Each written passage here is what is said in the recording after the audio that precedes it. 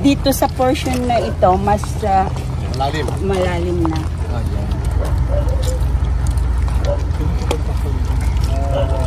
Oil thunder. Oil thunder. Anong amount ito? 50 million po yung first. Dalawa po kasing magkaduktong po ito.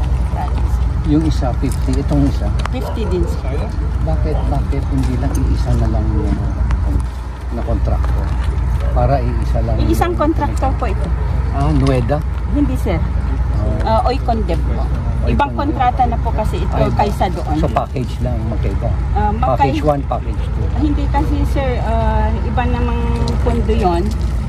Yung doon, yung una nating tinignan, yung 130 yes. Under Nueda. Ay, then 130 yun.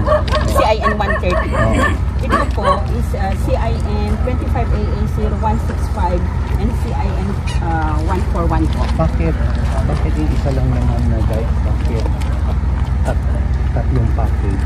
Bakit? Yan po ang dumating sa akin na opo, kung ano po yung dumarating sa amin na listing, yun po yung pinapabid.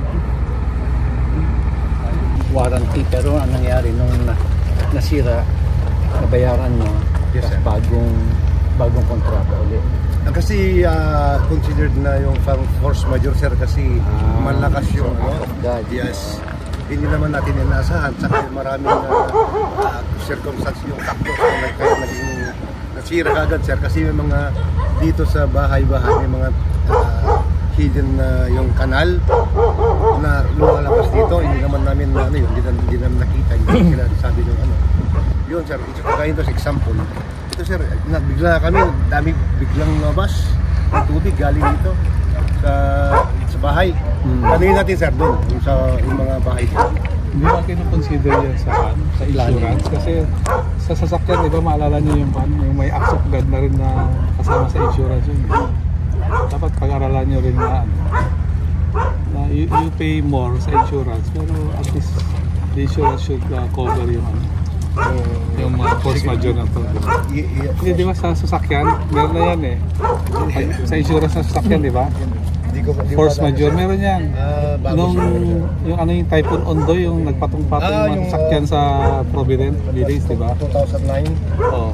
So, lahat ng mga insurance ngayon, may coverage ng force majeure, yung acts of God. Yes sir, titignan namin sir. Dapat pag-aralan nyo.